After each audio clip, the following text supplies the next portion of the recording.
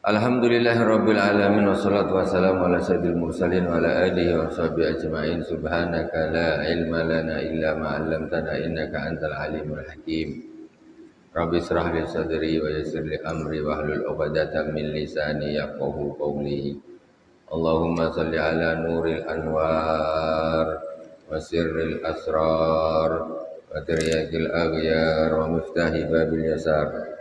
Sayyidina wa maulana Muhammadin al-Mukhtar wa alihi al-athhar wa ashabihi al-akhyar adada ni'amillahi wa irdhani amma ba'd. Jamaah Masjid Baitur Rahman yang dirahmati Allah Subhanahu wa taala, kaum muslimin dan muslimat di mana saja berada, rahmat Allah.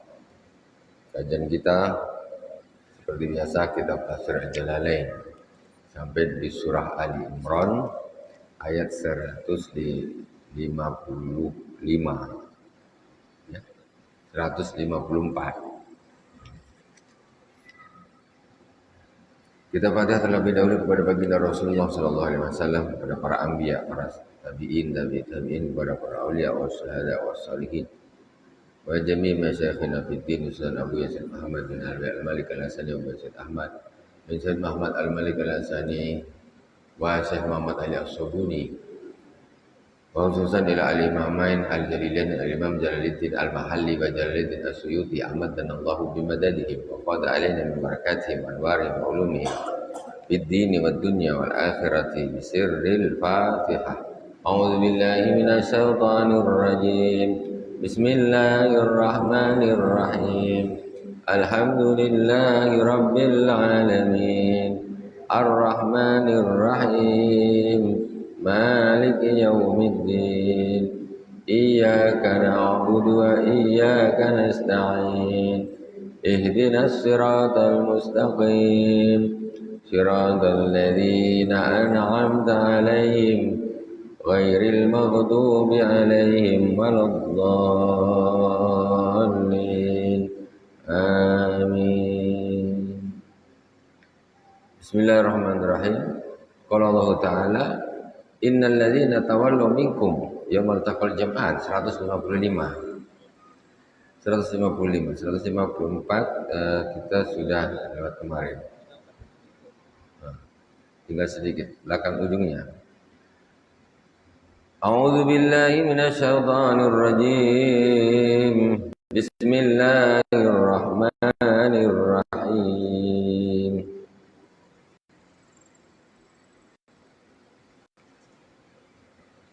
154 sudah selesai.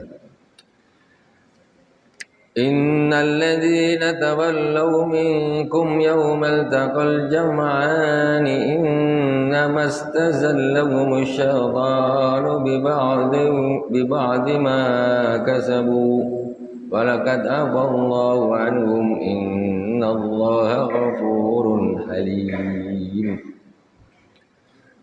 Sesungguhnya orang-orang yang berpaling dari kalian di hari ketika bertemunya dua pasukan.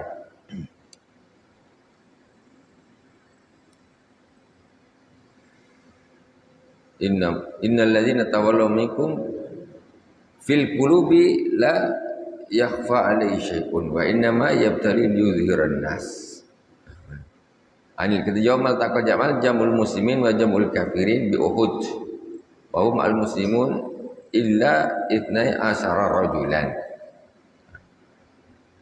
Sesungguhnya orang-orang yang berpaling dari kalian di hari ketika bertemunya dua pasukan, yaitu pasukan muslimin dan kafir di perang Uhud, di Uhud gunung, di daerah Uhud sana. Wa hum al muslimun illa itnai asyara rajulan. Jadi mereka berpaling semuanya kecuali 12 orang saja pada waktu itu yang ketinggalan. 12 orang. Innamastazallahumush syaitan. Sesungguhnya mereka sudah digelincirkan oleh setan.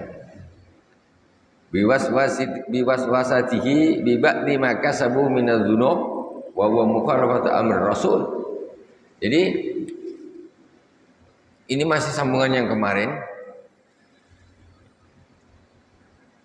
Orang-orang pasukan kaum muslimin yang berjaga para pemanah itu rumah, jabal rumah, maksudnya rumah itu para pemanah-pemanah, mereka turun semuanya kecuali 12 orang. Illa itna asyara rajulan. Semuanya padahal suruh jaga di situ dan jangan turun apapun yang terjadi. Ternyata kelihatan sudah menang, dibilang ini sudah selesai ini perangnya, ngapain lah turun kita. Semuanya mereka turun kecuali 12 orang saja. Maka ketika 12 orang ini senang aja pasukan kufar langsung menyerang mereka, akhirnya dikuasailah jabal itu, gunung itu tadi. Dan mereka itu digelincirkan oleh setan, kata Allah Subhanahu wa taala, biba'di maka sebut disebabkan karena dosa-dosa yang telah mereka lakukan. Alhamdulillah. Disebabkan karena dosa-dosa yang telah mereka lakukan. Wa huwa mukhalafatu amri Rasul, yaitu mereka tidak mentaati perintah Rasulullah sallallahu alaihi wasallam. Karena disuruh jangan turun malah turun. Walaqad afallahu anhum, dan sungguh Allah Subhanahu wa taala telah mengampuni mereka, tapi mereka sudah diampuni. Yang turun dari gunung tadi itu, para pasukan tadi, walaupun menyebabkan kaum muslimin dipatahkan, dipukul mundur kaum muslimin, tapi Allah tetap masih mengampuni mereka. Innallaha ghafurun Halim. Sesungguhnya Allah Subhanahu wa taala Maha Pengampun. Halimun la yu'ajjil alal usah. Yaitu halim, santun, tidak tergesa-gesa menyiksa, memberi azab kepada orang-orang yang bermaksiat. Jadi salah tapi tetap Allah masih ampun. Ya ayyuhalladzina amanu la takunu kalladzina kafaru wa qalu li ikhwanihim idza darabu bil ardi aw kanu ghuzzan law kanu indana ma matu wa ma qutilu. لو كانوا عندنا ما ماتوا وما قتلوا ليجعل الله ذلك حسرة في قلوبهم والله يحيي ويميت والله بما تعملون بصير. Wahai orang-orang yang beriman, janganlah kalian seperti orang-orang kafir, yaitu al-munafiqin. Orang munafik itu orang kafir, tapi pura-pura Islam. Makanya jangan sembarangan kita bilangin munafik kau nih, jangan bilang gitu. Karena munafik itu adalah orang kafir yang pura-pura Islam. Namanya. Maka innal munafiqina fid darkil asfali minan nar. Orang munafik itu di keraknya neraka. Lebih parah daripada kafir yang memang tak tipu-tipu dia, memang nampak kafirnya ini. Orang munafik itu kurang ajarnya apa? Dia kafir tapi pura-pura Islam. Itu lebih kurang ajar daripada orang yang kafir memang nampak kekafirannya gitu. Jadi di sini tengok tafsirnya. Wala takunu kalladzina kafaru, jangan kalian seperti orang-orang kafir, ail munafiqin, yaitu orang-orang munafik. Karena orang munafik itu hakikatnya dia kafir tapi dia ikut sholat bersama Rasulullah. Apa tak kurang ajar? Dia tuh kafir tapi pura-pura Islam, ikut perang sama Rasulullah. Habis itu di dalam dia ngacau. Kalau dia di sebelah sana, karuan aja, penggal aja lehernya sekali. Dia kan ikut di dalam, makanya kepada ada sahabat mengatakan, ya Rasul, kenapa kau tidak bunuh aja orang-orang munafik itu, kan kau tahu ya Rasulullah. Kata Rasulullah, jangan, nanti orang-orang akan menyangka bahwa Muhammad membunuh sahabatnya, orang lain tak tahu. Itu disitulah orang munafik itu, kafir tapi ikut sholat. Cuma kita kadang-kadang zaman sekarang ini kita sangat mudah membilang orang munafik, padahal munafik itu padahal kafir engkau nih. Kafir yang menyembunyikan kekafirannya, munafik. Wa qalu li ikhwanihim idza darabu fil ardi. Jadi orang-orang munafik ini berkata kepada kawan-kawannya, kepada saudara-saudaranya, idza darabu fil ardi, ketika kalian musafir, fil ardi famatu au kanu ghuzzan, ketika kalian musafir kemudian kalian meninggal, mati, Au kanu ghuzan, atau kalian berperang kemudian kalian terbunuh. Lau kanu indana mamatu wa makutilu. Seandainya kalian itu dengan kami aja tak pergi ke sana, mamatu wa makutilu. Lau kanu, seandainya mereka itu bersama kami, maka mereka tidak akan mati dan tidak akan terbunuh. Gitu orang munafik itu. Kalian tuh, maksudnya kalau kalian tak ikut perang, kalian tak mati. Ngapain? Kalian duduk aja lah sama kami. Jadi dia memang orang munafik ini mengendorkan semangat orang-orang Islam. Nah, jangan pergi, nanti kau mati. Jangan pergi. Kalau kalian, nah itulah kan, kalian pergi berangkat mati kan. Maksudnya gitu kalian. Isinya begitu. La taqulu kaqaulihim. Jadi hai orang-orang yang beriman, kalian tak usah bilang seperti perkataan orang munafik ini kepada kawan-kawannya. Jangan. Kau jangan gitu. Jangan kau kendor-kendorin orang, kau jangan perang nanti kau mati. Jangan kau bilang gitu kepada saudara-saudaramu, hai orang-orang yang beriman. Itu perkataan orang-orang munafik kepada kawan-kawannya, pada saudara-saudaranya. Liyaj'alallahu dzalika hasratan fi qulubihim. Agar Allah Subhanahu wa taala menjadikan hal tersebut, perkataan tersebut menjadi penyesalan di dalam hati mereka. Wallahu yuhyi wa yumiit. Dan Allah Subhanahu wa taala itu yang menghidupkan dan yang mematikan. Wala yamnu anil mauti qu'udun, dan tidak bisa mencegah dari kematian duduk tidak ikut perang. Kalian nggak ikut perang berarti bukan kalian terus tak mati, belum tentu juga. Orang tak ikut perang mati juga. Siapa bilang? Kau hanya menakut-nakuti orang yang mau berjihad fisabilillah. Wallahu bima ta'maluna basir. Dan Allah Subhanahu wa taala mengetahui apa-apa yang kalian lakukan.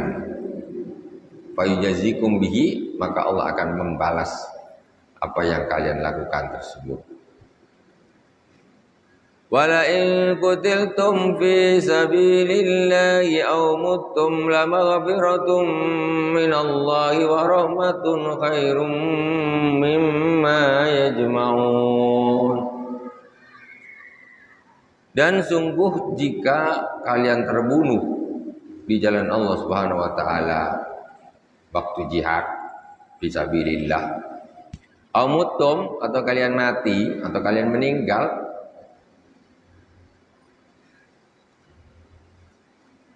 la maghfiratun ay atakumul mautu fihi,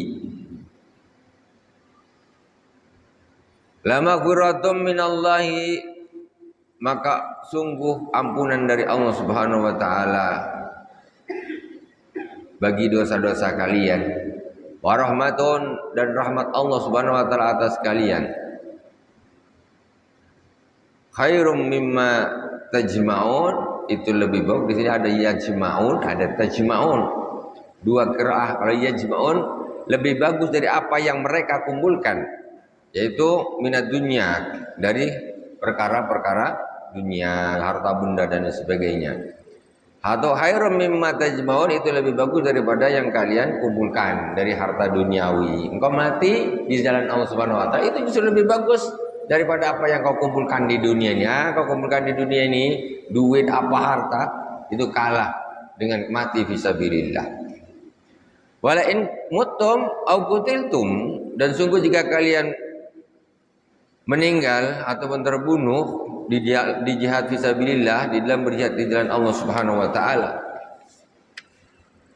la ilallahi tuhsyarun, maka sungguh kepada Allah Subhanahu wa taala kalian akan dikumpulkan fil akhirah, fayujazikum, akan dikumpulkan di akhirat, dan Allah akan membalas kalian. Sudah, Masya Allah. Orang mati pun di dalam medan perang itu nikmat yang besar. Jadi tak usah takut-takut seperti yang ditakut-takuti oleh orang-orang munafik.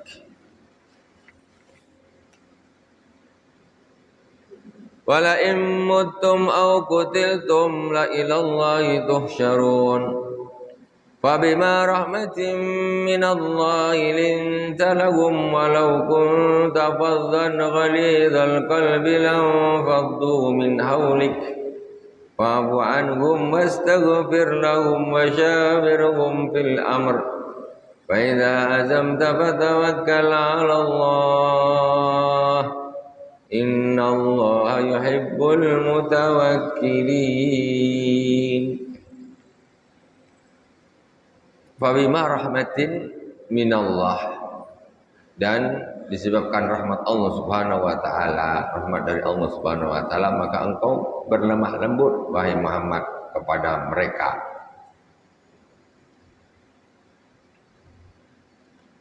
Walaupun tafadhan, kalaulah engkau ini berlaku keras, ghalidhal qalbi, keras hati, kasar, keras hati,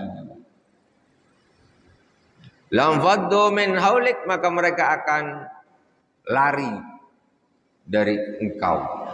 Jadi Rasulullah ini baik hati, tak mudah marah, sabar. Nah, itu rahmat dari Allah Subhanahu wa taala. Kalau engkau ini keras, maka mereka akan buyar dari kan. Tak ada lagi yang ikut Nabi Muhammad. Nabi orang yang disalahin, dia sabar. Itu rahmat dari Allah. Coba ada Nabi kok angker keras gitu, malas lah, umatnya tak ada yang ikut lah, malas. Apa Nabi kayak gitu tuh? Temperamen betul. Nabi temperamen. Jadi sifatnya Nabi itu tidak temperamen, sabar, lemah lembut, lagi itu bukan main kasar gitu, tidak. Fa'fu anhum, maka ampuni mereka, maafkan mereka terhadap apa yang telah mereka lakukan. Jadi mereka kamu suruh begini, mereka tak melakukan, mereka melanggar, maafkan mereka, kata Allah Subhanahu wa taala. Fastaghfir lahum, dan mintalah ampun kepada Allah untuk mereka.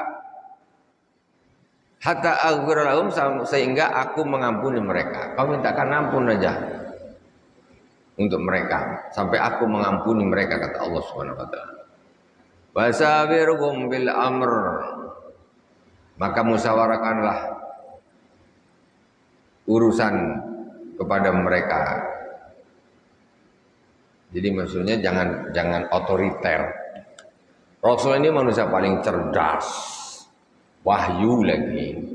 Tapi Allah masih suruh kamu musyawarah. Bukan berarti Rasul ini tak tahu, tapi untuk kebersamaan. Bukan Rasulullah tak pandai, tak pakai musyawarah pun bisa lah. Rasulullah orang yang cerdas, wahyu lagi. Tapi Allah nyuruh wasawirhum fil amr, maka musyawarahlah kepada mereka di dalam urusan. Ai sa'nika minal harbi wa ghairi, dari urusan perang dan lain-lain. Tatyiban li qulubihim, karena untuk mengenakkan hati mereka. Karena orang ini kalau tadi aja musyawarah nih, apa namanya, tak enak hati. Apa dia tuh bikin apa tuh? Kok tak bilang-bilang? Tak ada musyawarah, tahu gini. Pak ketua ini tak jelas nih. Mentang-mentang ketua dia main hantam aja terus. Rasulullah nih, wahyu cerdasnya luar biasa, masih mengajak musyawarah tajiban. Tajiban ini untuk menghibur hati mereka ini. Nah, orang ini kalau diajak ngomong, diajak musyawarah nih, dia enak gitu. Jangan tahu nyelonong, tahu gini, bingung nih. Anak buahnya bingung. Ini Pak Ketua nih, macam mana entah. Saya nak dia aja. Padahal itu kalau dimusyawarahkan, itu juga yang dilakukan. Tapi orang tidak komplain. Karena tidak ada musyawarah, orang jadi sakit hati. Itu kalau jadi ketua. Jadi ketua apa aja lah, apalagi ketua apa namanya nih, pemerintahan apalagi. Wakana sallallahu alaihi wasallam Falustas Nabi wa kana sallallahu alaihi wasallam katsiral musyawarah lahum. Dan Rasulullah SAW itu banyak sekali bermusyawarah dengan mereka, para sahabat. Nah, jadi sebentar musyawarah, ini gimana ya, bijak gitu. Bijak. Jadi ketua itu harus macam gitu, jangan sok mentang-mentang ketua dia. Tak ada ide lain, pokoknya terserah aku. Gini. Ya, anak buah komplain semuanya. Sok betul mentang-mentang jadi ketua. Wa idza azamta fatawakkal 'ala Allah. Maka ketika engkau berniat untuk melakukan sudah mantap, sudah mengambil keputusan, mantap azam yang kuat. Fatawakkal 'ala Allah. Badal musyawarah, setelah musyawarah, oke. Jadi kita nak bikin ini nih, oke. Insyaallah oke, bismillah. Ya, mantap. Fatawakkal 'ala Allah. Maka bertawakallah kepada Allah Subhanahu wa taala. Sikbihi la bil musyawarah. Jadi bergantunglah, percayalah kepada Allah Subhanahu wa taala, bergantunglah kepada Allah, jangan bergantung kepada hasil musyawarah itu tadi. Yang penting dah kita musyawarah, oke, kita jalankan aja, kita pasrahkan urusannya kepada Allah Subhanahu wa taala. Innallaha yuhibbul mutawakkilin. Sesungguhnya Allah Subhanahu wa taala itu mencintai orang-orang yang bertawakal. Jadi jangan kita nih kadang bermusyawarah suatu hal. Nah, ada rencana begini, nanti kita begini, supaya ini, kita begini, supaya ini dia atur habis-habisan. Dah, kita putus sepakat, jalan, kita mulai jalan.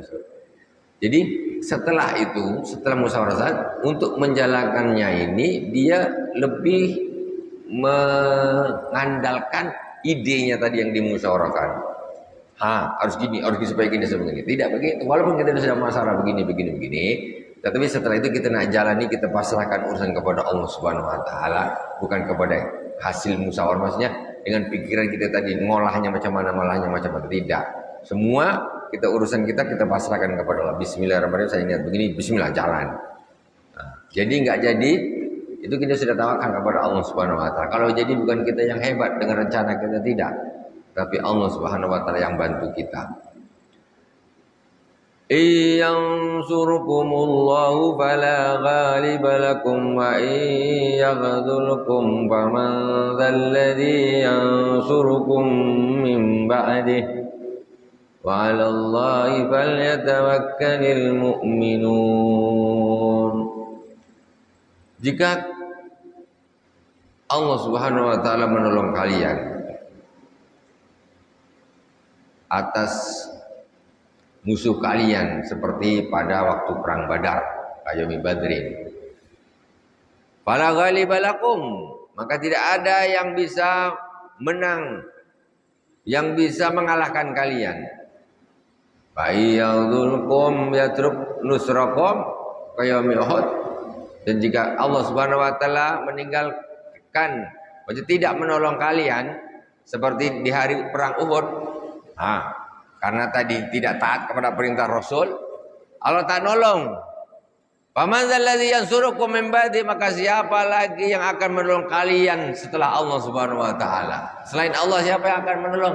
Kalau Allah dah tak nolong, siapa yang nak nolong lagi kepada kalian? Aila nasilalakum. Jadi ya sudah, tak ada lagi yang menolong kalian. Menolong kalian itu adalah Allah Subhanahu wa taala. Wa 'alallahi falyatawakkalul mu'minun, dan kepada Allah Subhanahu wa taala orang-orang yang beriman bertawakal. Hanya kepada Allah Subhanahu wa taala maka hendaklah orang-orang yang beriman, orang-orang mukmin bertawakal. Ayat berikutnya, wa nazala lamma fuqidat qatifatun hamra yauma badr, faqala ba'dun nas la'alla an-nabiyya akhadhaha wa ma kana ma yanbaghi nabi ayyul. Ini ada ayat yang turun disebabkan ada barang berharga rampasan perang di perang Badar hilang. Tak ada nih, ada qatifah, namanya qatifah. Akhirnya orang-orang berpikir, sebagian orang mengatakan, oh mungkin Nabi ngambil. Nah ini ada. Jadi ada prasangka kalau Nabi itu mengambil harta rampasan perang secara diam-diam. Korupsi lah. Korupsi. Gulul itu namanya korupsi. Ngambil diam-diam. Sampai hari ini. Hari ini namanya korupsi. Ini hadisnya korupsi. Apa ayatnya korupsi? Karena Rasulullah ini kadang diprasangka sama sebagian orang, seseorang. Ini Rasulullah ini dia ngambil dulu nih, ada barang berharga diambil sudah tak ada, kok tak ada ya, hilang nih, kok tadi ada nih. Nah, langsung turun ayat. Wa ma kana linabiyyin ayyaghul wa man yaghlul ya'ti bima ghalla yaumal qiyamah thumma tuwaffa kullu nafsin bima kasabat wa hum la yuzlamun. Ini ayat-ayat untuk koruptor. Ayat-ayat untuk orang-orang yang korupsi. Allah enggak terima nabinya itu semacam diprasangka telah korupsi. Nah, Allah enggak terima, lantas Allah menurutkan ayat ini. Wa makana linabiyyin ayyaghul.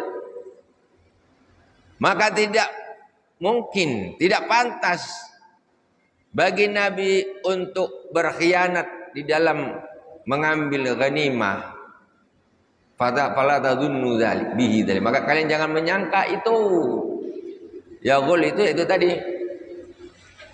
Mengambil ghanimah mestinya dikumpulkan dulu, diambil humus. Humus itu 20 1/5 berarti 20% itu untuk ahlul bait Rasulullah sallallahu alaihi wasallam. Setelah itu baru dibagi rata. Itu ghanimah namanya rampasan perang. Nah, ini kok ketika itu ada waktu ngumpul-ngumpul ada barang berharga qatifah namanya. Warna merah. Kok tahu-tahu pas time nak dibagi kok tak ada ya, mana ya? Tadi ada loh. Ada yang bilang ini paling-paling Nabi ngambil nih. Kan kurang ajar. Berprasangka buruk nyangka Nabi itu korupsi. Nah, Nabi kok dijangka korupsi? Nah, maka tidak pantas kata Allah. Wa ma kana lin nabiyyin ayyaghul. Enggak mungkin, enggak pantas. Kok seorang nabi itu kok korupsi, enggak pantas. Orang soleh tak ada korupsi, tak boleh. Yang enggak soleh meskipun tak boleh juga, cuma enggak pantas. Kalau seorang nabi kok disangka korupsi, enggak mungkin.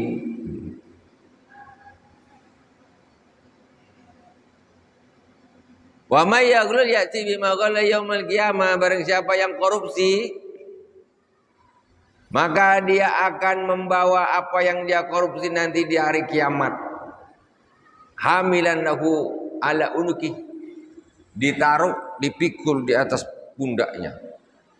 Siapa saja yang korupsi, besok di akhirat itu korupsinya itu ditampakkan semua, dipikul di akhirat. Yang macam, orang bukan punya dia diambil kok, apa nggak kurang ajar? Apalagi punya rakyat, orang banyak punya. Rakyat dikejar-kejar suruh bayar pajak, pajaknya kumpul dikorupsi pula. Di negara dikorupsi. Tidak boleh begitu. Para pejabat bisa seperti itu karena rakyat ini ngumpulin duit, pajak dan sebagainya dari hasil bumi dan sebagainya. Bukan harta kekayaan mereka. Lah kok enak mereka nak ngambil. Jadi pemerintah itu hanya sebagai seperti dikatakan Sayyidun Nas khadimuhum. Pemimpin suatu kaum itu adalah pembantunya. Gitu. Pemimpin itu hakikatnya pembantunya rakyat, bukan rakyat pembantunya pemimpin. Jadi Sayyidun Nas khadimuhum, pemimpinnya manusia itu, pemimpinnya orang itu adalah pembantunya. Maksudnya apa? Dia yang membantu. Supaya ini bisa sampai ke sana, aku yang bagi, aku yang gini, aku yang gini. Gitu. Jangan diambilkan kesempatan untuk berkorupsi, memperkaya diri. Nanti di akhirat tengoklah. Korupsi-korupsi seperti itu. Enak aja di dunia ini. Potong sana, potong sini, ambil sana, ambil sini. Wa may yaghlul ya'ti bima ghalla yaumil qiyamah. Barang siapa yang berkorupsi maka dia akan membawa nanti apa yang dia korupsi di hari kiamat diletakkan di atas pundak mereka. Di atas pundaknya. Summa tuwaffa kullu nafsin. Kemudian Setiap jiwa akan mati. Al-ghal, orang yang korupsi, dan wa ghairuh, dan orang yang tidak korupsi juga. Semuanya nanti pun kita akan mati. Yang korupsi mati, yang tak korupsi juga mati. Semuanya akan mendapat balasan masing-masing.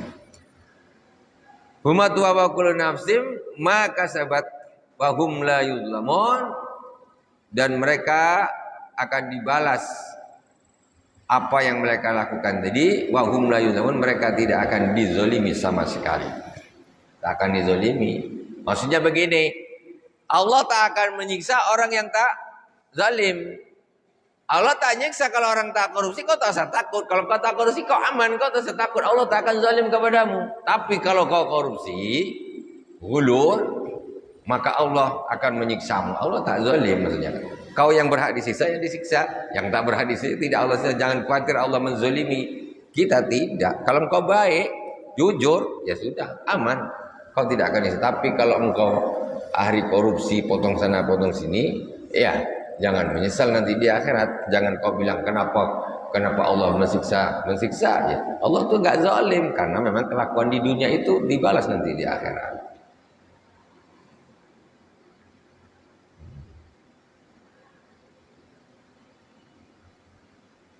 Afaman ittaba ridwanallahi kaman ba'a bisakhatin minallahi wa ma'wahu jahannam wa bi'sal masir. Apakah orang-orang yang mengikuti keridhaan Allah Subhanahu wa taala fa'ata'a wa lam yahulla, itu mereka taat dan mereka tidak korupsi. Memang pasnya memang korupsi, memang terjemahannya ini. Singkat, padat dan pas. Fata falam yagulla, mereka taat dan mereka tidak korupsi. Kalau dibahasakan agak mendetilkan tadi, mengambil sesuatu secara sembunyi yang bukan haknya tapi diambil secara diam-diam. Nah, seperti tadi itu. Sebetulnya belum dibagi kok ngambil duluan. Haknya orang diambil. Korupsi. Nanti waktu pembagian dapat lagi. Nah, dia macam pencuri. Sama kan mirip dengan pencuri, korupsi itu. Sama, mengambil yang bukan haknya.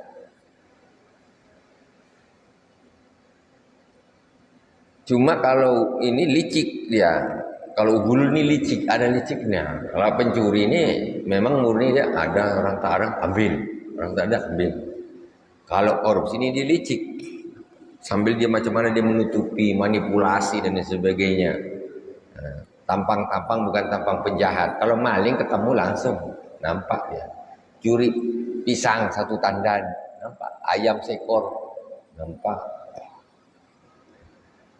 Kamam ba'a bisakhati minallah, barang siapa yang mengikuti keridhaan Allah Subhanahu wa taala, taat dan tidak korupsi. Kamam ba'a bisakhati minallah, apakah orang yang tak mengikuti keridhaan Allah Subhanahu wa taala itu seperti orang yang pulang dengan membawa murka Allah Subhanahu wa taala, membawa murka dari Allah Subhanahu wa taala, limaksiati wa ghululih, itu dikarenakan maksiatnya dan korupsinya. Nah, ya tentu tak samalah. Orang yang mengikuti keridhaan Allah apa sama dengan orang yang pulang dengan membawa murka dari Allah Subhanahu wa taala, kembali ke akhirat nanti, pulang ke akhirat. Dikarenakan dia maksiat dan korupsi, fa wa ma'wahun jahannam, dan tempat mereka kembali adalah neraka jahannam. Bayangkan, korupsi itu tak usah besar-besar. Ada satu hadis para sahabat ini kan kalau habis perang kan jasad para syuhada ini dikumpulkan. Sudah perang sudah selesai, tinggal diangkat. Syahid yang satu-satu diangkat. Fulan syahid dari sahabat-sahabat yang wafat tuh. Jadi para sahabat gitu, Fulan syahid, diangkat fulan syahid dibawa. Wah, ada jasad seseorang, kata para sahabat, fulan syahid, kata Rasulullah, tidak. Huwa finnar, kata Rasulullah. Enggak, dia di neraka, kata Rasulullah. Sahabat heran, mati di medan perang bersama Rasul, kok bisa masuk neraka? Karena sahabatnya ini dia mati syahid ini. Tidak, dia di neraka kalau tetap. Sebab apa neraka? Karena dia disebut karena dia telah mengambil korupsi. Korupsi ada baju atau katakan baju atau selendang yang cantik gitu atau baju yang bagus, dia ngambil duluan secara sembunyi-sembunyi. Karena sehelai kain saja itu kata Rasulullah finnar. Korupsi sehelai kain itu dari lisannya Rasulullah huwa finnar. Ini orang yang jihad fisabilillah, bela Islam, mati di medan perang bersama Rasulullah. Korupsi kata Rasulullah huwa finnar. Dia di neraka. Bukan dia nak korupsi Pajero Sport. Tak, baju sehelai. Bahkan ada kain semacam selendang begitu satu helai. Nah, itu di dalam hadis tersebut disebutkan.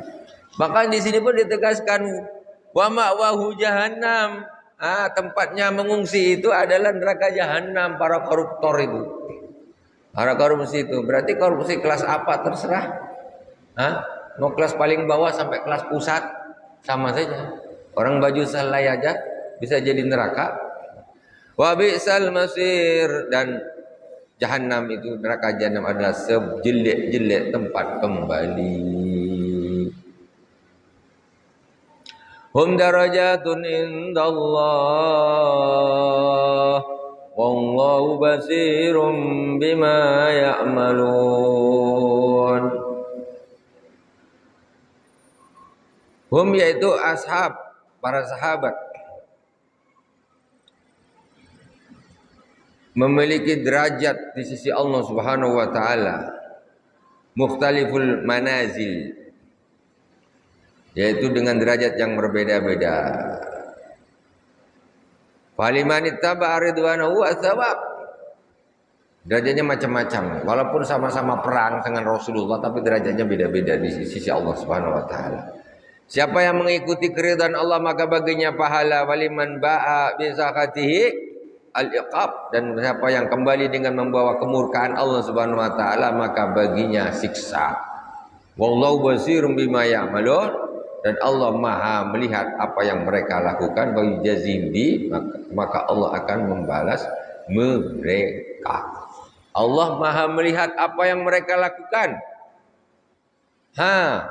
Tengok ini. Karena korupsinya kadang-kadang tak nampak, tapi Allah nampak. Kau nak sembunyikan, kau nak apakan, orang lain tak tahu, masyarakat tak tahu, orang-orang mereka saja yang tahu. Itu Allah tahu. Nah, tengoklah ayat korupsi seperti ini, luar biasa. Jadi mudah-mudahanlah pemimpin-pemimpin yang akan duduk nih, yang barusan kita pilih kemarin, itu mereka menjadi pemimpin yang mengikuti keridhaan Allah Subhanahu wa taala, ya, bukannya mengikuti hawa nafsunya, ya, sehingga tak peduli halal haram, suka korupsi, waktu kampanye menghabiskan duit banyak, udah jadi tinggal potong sana potong sini. Kalau udah kayak gitu tak usah jadi bagus, mengundurkan diri lebih bagus. Karena apa?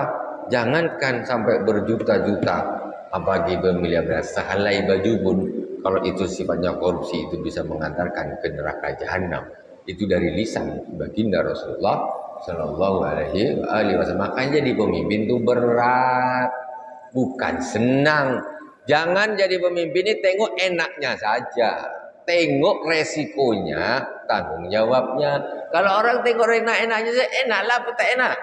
Ya, makan enak, gaji mayan, kendaraan enak, tinggal pakai, bensin dibelikan, apalagi enak. Tapi jangan tengok enak-enaknya saja, tanggung jawabnya di hadapan Allah Subhanahu wa taala. Itu yang harus dipertimbangkan dengan seksama. Alhamdulillahirabbil alamin, semoga bermanfaat dari awal sampai akhir. Mohon maaf atas segala kekurangan. Subhanakallahumma bihamdika asyhadu an la ilaha illa anta astaghfiruka wa atubu ilaik.